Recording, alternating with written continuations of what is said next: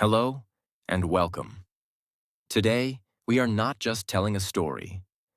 We are stepping into the early life of a boy who would later change the world. This is the true story of Muhammad Ali. Before the fame, before the titles, before the name that shook history.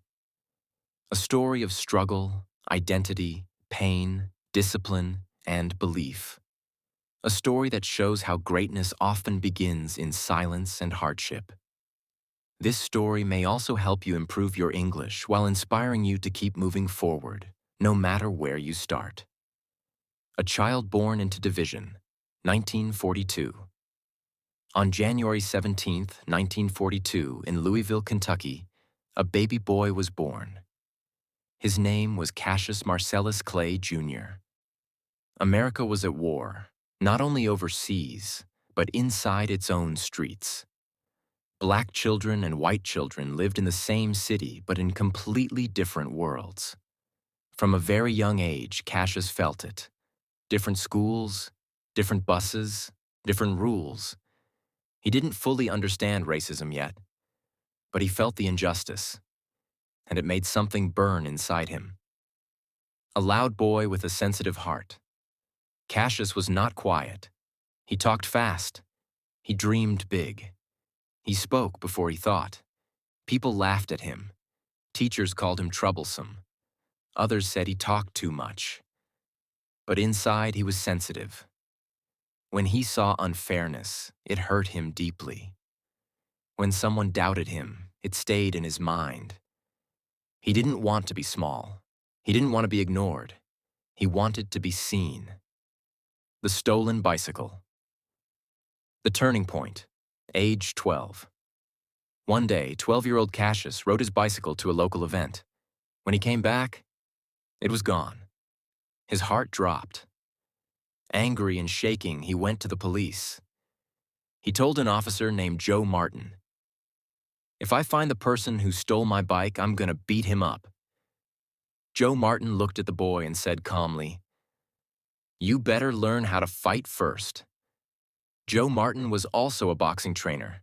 That sentence changed history. First days in the gym. The gym smelled of sweat and leather. The air was heavy. The gloves felt strange. Cassius was clumsy at first. He missed punches. He lost balance. But he came back. Every day. He ran. He trained. He listened. And slowly, something changed. Boxing gave him discipline. Boxing gave his anger a direction. Boxing gave his voice a purpose. Finding his voice. As he trained, Cassius began to talk. A lot. But now, his words had power. He told people he would be the greatest. They laughed. He predicted wins before fights. They laughed louder. But every time he stepped into the ring, he proved himself a little more. Behind the confidence was fear. Fear of losing. Fear of being nothing. So he spoke greatness until he believed it himself. Teenage years, hunger and discipline. While other teenagers relaxed, Cassius trained. Early mornings, cold runs, endless rounds. He watched champions on TV and imagined himself there. He wasn't rich, he wasn't privileged, but he was hungry, and hunger is dangerous. The Olympic dream, age 18. By 18, Cassius Clay was no longer just a loud kid. He was a serious fighter. In 1960, he qualified for the Rome Olympic Games. A boy from segregated Louisville was about to face the world. He stepped into the ring not just for himself, but for every voice that had been ignored. He won, again and again. And then, the final. When his hand was raised, Cassius Clay became an Olympic gold medalist. At 18 years old, the world finally listened. From Olympic gold to a new battlefield, age 18 to 22. At 18, Cassius Clay stood on the Olympic podium in Rome, gold around his neck, the world applauding. But inside, he knew something important. This medal was not the destination. It was the beginning. He returned to America as a hero, yet still faced the same divided streets, the same quiet rules, the same limits placed on who he was allowed to be. So he chose a new battlefield: professional boxing. Fast feet, sharp mind, loud voice. People called him arrogant. He smiled. "I am the greatest," he said. Not because he had won everything, but because he believed words could shape reality. The night he shocked the world. Age 22, 1964. In 1964, he stepped into the ring against Sonny Liston. No one believed he would win. Liston was fear itself. Clay was just a talkative kid. Before the fight, Clay said, "Float like a butterfly, sting like a bee. Your hands can't hit what your eyes can't see."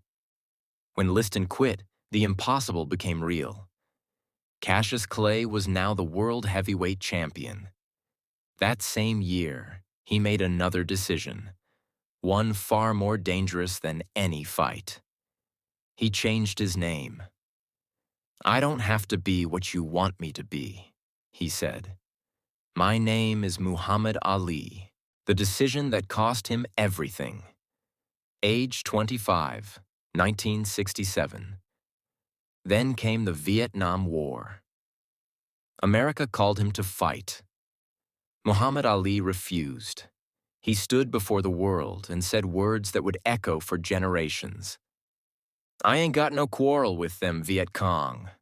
No Viet Cong ever called me a ninoter." He also said, "Why should they ask me to put on a uniform and go 10,000 miles from home to drop bombs on brown people, while Negro people in Louisville are treated like dogs?" The price was brutal. His boxing license was taken. His title was stripped. He was banned from the ring for over 3 years. From the top of the world to silence. Years of silence and inner war, ages 25 to 28. Those years were his hardest. No fights, no income, public hatred. But Muhammad Ali did not disappear. He spoke at universities. He defended his beliefs. He stood alone. "I am America," he said. "I am the part you won't recognize." While others punched for glory, he fought for identity. Returned to the ring, but not untouched, age 29 to 32. In 1970, Ali returned. He was slower, older, but wiser. In 1971, he faced Joe Frazier in the fight of the century. Ali lost. For the first time, he tasted defeat, but he did not run from it. Only a man who knows what it is to be defeated can reach down to the bottom of his soul and come up with the extra ounce of power, he later said. The night he took back his crown, age 32, 1974. In Africa, against George Foreman, young, strong, undefeated. No one gave Ali a chance. He leaned on the ropes. He absorbed the pain. He waited. Then he struck. When Foreman fell, Ali reclaimed the world. Again. A body paying the price, age 33 to 40. The battles left marks, slower speech, longer recoveries, hidden pain. But he kept fighting. Not for titles, but for legacy. By 40, Muhammad Ali was no longer just a boxer. He was a symbol of courage, of sacrifice, of standing alone when it costs everything. Conclusion. A different kind of champion. Muhammad Ali proved something rare. You can lose titles and still win history. You can be punished and still be right. You can be afraid and still stand tall. He once said, "He who is not courageous enough to take risks will accomplish nothing in life." His greatest fights were not always in the ring, and maybe yours aren't either. The ring grew quiet after 40. After 40, the cheers sounded different. The lights felt harsher. The body no longer responded the way it once had. Muhammad Ali knew it. His reflexes were slower. His speech sometimes paused. His hands, once lightning, now carried invisible weight. But walking away was harder than fighting. I gave my body to boxing, he once said, and boxing took its share. The diagnosis, 1984. In 1984, the truth was spoken out loud. Parkinson's disease, a condition that slowly steals movement, speech, control. For a man who built his life on speed and rhythm, this was a cruel ending. The world watched the hands that once ruled the ring begin to tremble. Many thought this was the moment his story ended. They were wrong. A different kind of strength. Ali did not hide.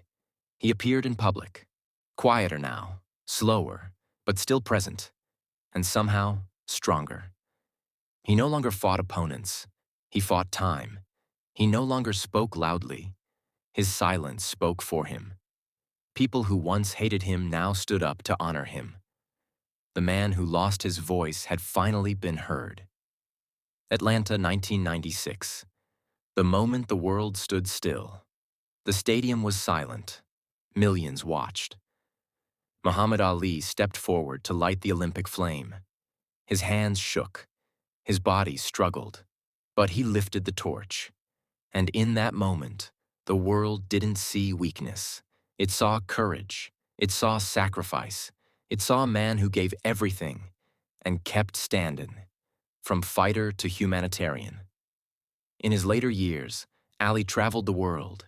He spoke for peace, for dignity, for humanity. The same man once punished for refusing war now stood as a global symbol of conscience. He said, "Service to others is the rent you pay for your room here on earth." And he paid that rent fully.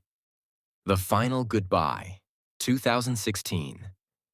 On June 3, 2016, Muhammad Ali passed away at the age of 74. The world paused. Not for a boxer, but for a soul, leaders, athletes, ordinary people. All said the same thing. He was more than a champion. Final reflection. What remains? Muhammad Ali won titles, lost his health, but he never lost his purpose. He showed us that strength is not just physical courage, is not always loud, and greatness is not measured by wins, but by what you stand for when it costs you everything. He once said, "I hated every minute of training, but I said, don't quit. Suffer now and live the rest of your life as a champion." And that is exactly what he did. The end. And the lesson.